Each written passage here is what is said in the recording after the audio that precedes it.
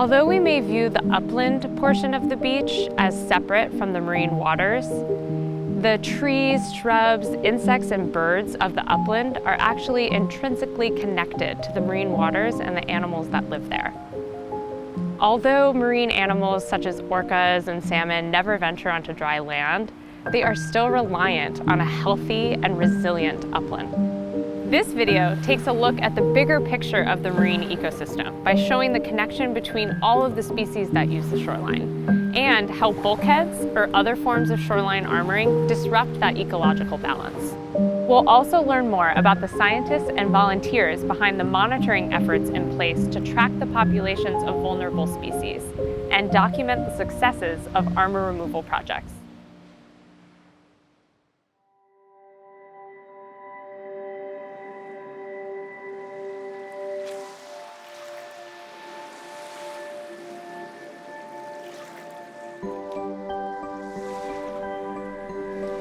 Hi, I'm Hannah Faulkner. I am a nearshore biologist with the Washington Department of Fish and Wildlife. Our beaches function as habitat for forage fish. Forage fish are an ecological group of mixed species in the center of our marine food web. Shrimp, crustaceans, even juvenile salmon. Those small, silver, highly mobile schooling fish, they transfer this rich energy from a base of primary producers up to the Chinook salmon, orca. So they're kind of this key link in our food web that really transfers this vital energy in our system. So we have to maintain that to keep that cycle going.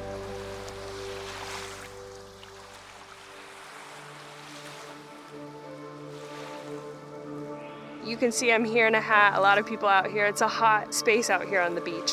And for forage fish that spawn year-round throughout Puget Sound, they require nice riparian vegetation that actually shades this upper beach. That's a way that allows them to incubate anywhere from 2 to 8 weeks before heading back out.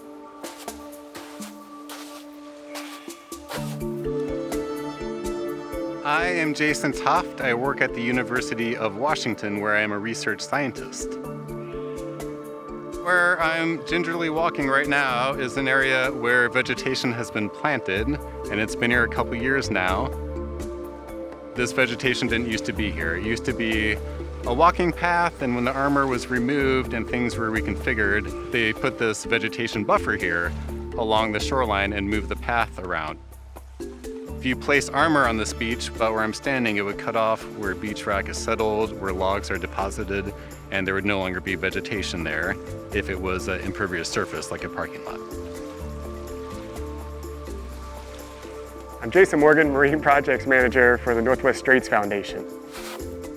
As I'm walking on this beach, you'll see that the sediment is starting to change as I move down. Up here we have sand and kind of pea gravel, and as we're coming down here, we're getting to a much coarser gravel. As I get to right where this waterline is right now, we start seeing a lot of different types of marine algae, red, brown, and green. As this is getting to be a more rocky substrate, you start seeing a lot of barnacles, shore crabs, clams, oysters, and as we get further out is where we have eelgrass beds. Marine birds will forage in these different areas. As sea level rises, that means that water is going to be deeper out there where these eelgrass beds were once at. As the water gets deeper, it starts to restrict the sunlight that they need to flower and to grow when we lose this important habitat for these critical species out here.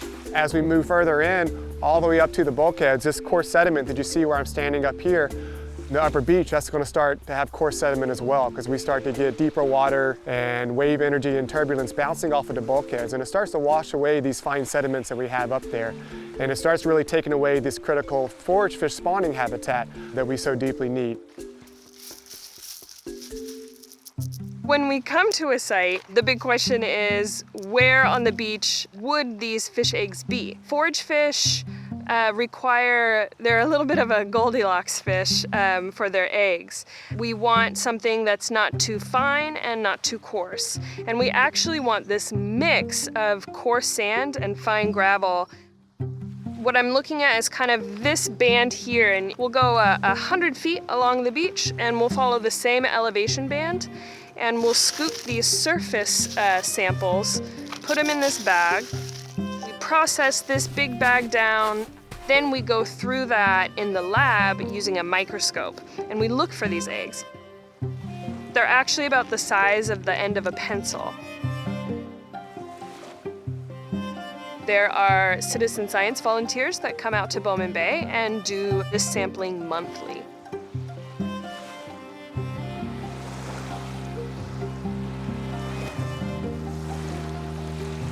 One of the things we monitor at these beaches is beach wrack.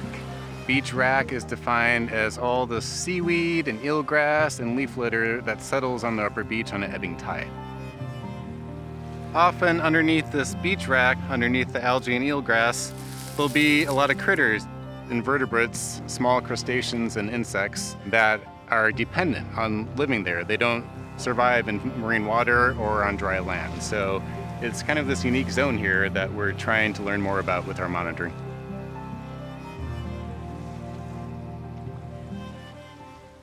So a big part of our nearshore program and our shoreline restoration work is the monitoring aspect of it.